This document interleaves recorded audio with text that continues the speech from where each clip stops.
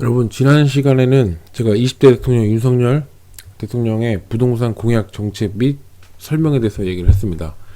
오늘은 다주택자 입장에서 한번 얘기를 해보겠습니다.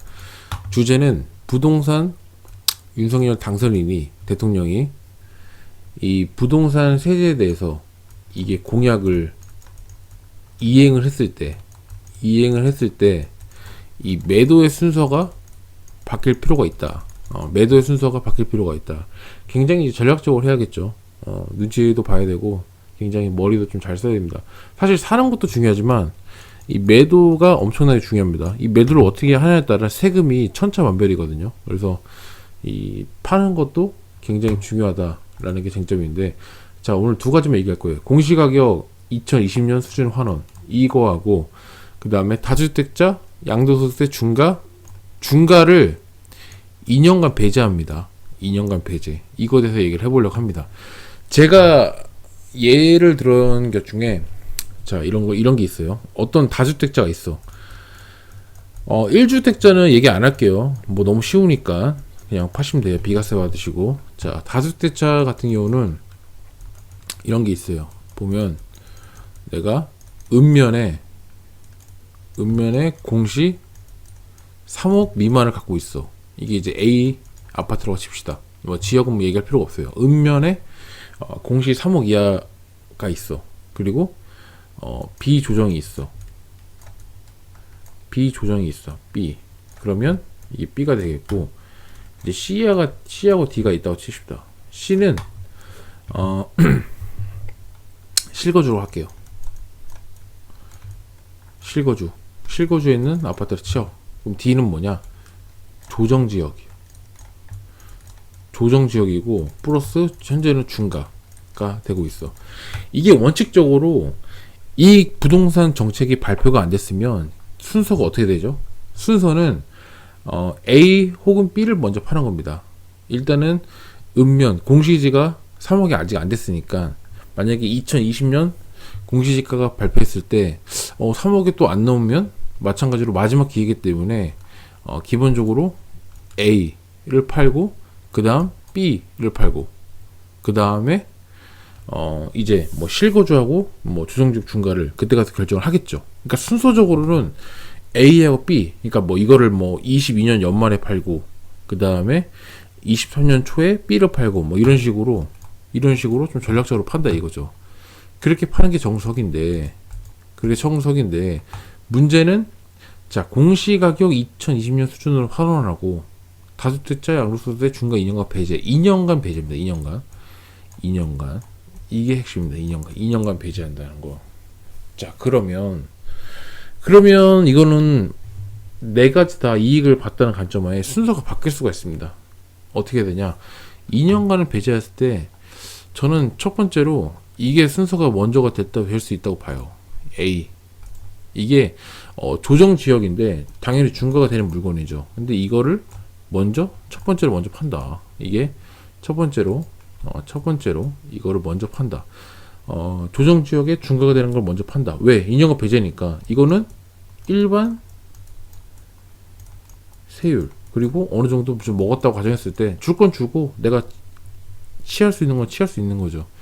그리고 나서 어차피 시간이 지나더라도 이게 공시지가가 22년에는 다시 3억이 올랐다 치더라도 이 공약이 2020년 수준으로 환원된다고 하면 이게 적어도 23년에는 공시지가가 3억이 올랐지만 다시 내려갈 가능성이 큽니다. 어떻게? 3억 이하로. 그럼 그때 가서 다시 이걸 팔아도 된다.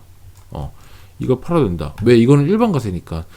일반 조정의 중과세를 때문에 못 팔고 있었는데 세금이 뭐 60% 70% 내던 거를 줄여지는 거죠. 뭐 줄여지기 때문에 그렇게 한다.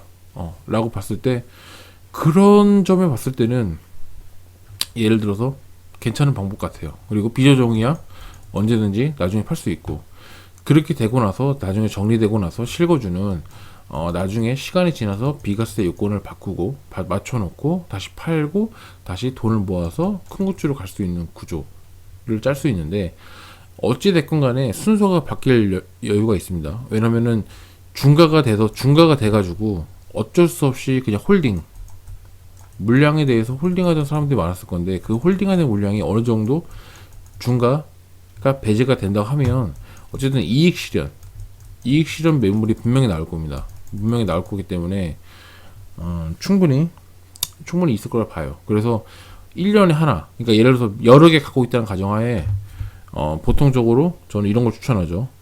그 해 연말에 하나, 그 다음에 그 다음 년 연초에 하나, 그런 식으로 해가지고 2년을 채우고 기본명의 공제 250만 원씩 싹 다 받는 그런 정책.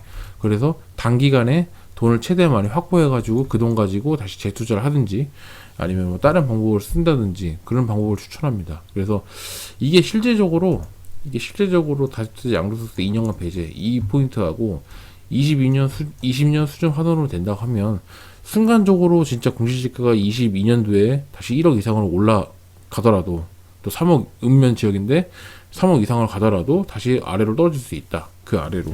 그렇기 때문에 기회는 열릴 소지가 있다. 그거에 대해서 좀 생각을 하고 좀 움직여 좋겠어요. 실질적으로 이게 만약에 양도소득세가 중과 2년간 배제가 되더라도 이런 경우는 있습니다. 취등록세가 지금 현재 이제 그 3주택 이상에 관련돼서는 12%지 않습니까? 12%인데 이게 현상으로 유지가 된다 하면 이런 거는 이제 그때 가서 좀 따져봐야 되죠. 왜냐면은 팔기는 쉬워. 팔기는 중과가 2년간 배제돼서 이익 실현은 되는데 다시 사는 건 또 어렵단 말이야. 왜냐면 집을 갖고 있는 분들이 예를 들면 뭐 3, 4, 5, 6 되게 많거든요.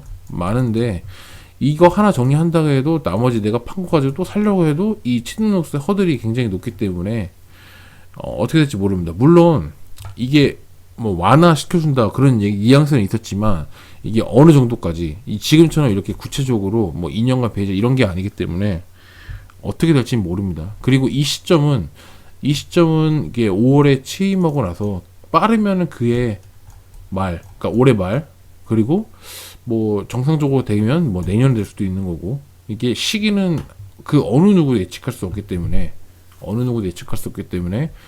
그런 점을 좀 참고를 해주시면 좋을 것 같다. 어쨌든 간에 이 매도의 순서는 이제 좀 지켜볼 필요성이 있다. 그리고 그 번외로 지금 현재 조정 지역이 굉장히 많죠. 조정 지역이 굉장히 많은데 지역 자치제에서 요구하는 사항들 많아요. 지금 거래가 안 되고 미분양이 계속 쌓이고 있으니까 여러 가지 이제 명분과 근거를 삼아서 이제 조정 지역을 해제해줘라. 그러니까 비조정 지역으로 바꿔줘라. 왜? 그래야만 이제 모든 게 다 규제가 좀 완화가 되니까 그런 움직임도 굉장히 많기 때문에 지금 생각보다 2년간 배제도 배제지만 이 비조정의 흐름도 한번 지켜볼 필요성이 있다. 그래서 사실 이게 다주택자 입장에서는 지금 파는 게 어떻게 보면은 기회가 올 수도 있고 어떻게 보면 또 위기가 될 수도 있지만 어쨌든 눈치를 보고 어쨌든 전략적으로 잘 싸워야 되겠다. 어쨌든 지금 현재까지 여태까지 쌓아놓은 방향으로 가르기보다는 기본적으로 이거 지금 포인트들 이 규제와 규제 완화 이 정책들이 어떻게 흘러가는지 보고 거기에 맞춰서 A, B, C 이런 식으로 순서 전략을 그때그때 맞춰서 카멜론 같이 좀 바꿔갈 필요성이 있다. 이게 좀 중요한 겁니다. 이 두 가지만 보고 얘기해도 충분히 지금 여러분들이 갖고 있는 그런 자산이 세금을 최대한 적게, 그러니까 그때 그 시점에서 최대한 적게 내는 게 가장 포인트다. 이 점을 좀 염두에 두고 어쨌든 다주택자 입장에서 제가 얘기를 한번 썰을 풀어봤습니다. 어쨌든 도움 되셨으면 좋겠고요. 다음에도 더 의미 있고 좋은 영상으로 찾아뵙는 엘리트 앰비션 되도록 하겠습니다. 감사합니다.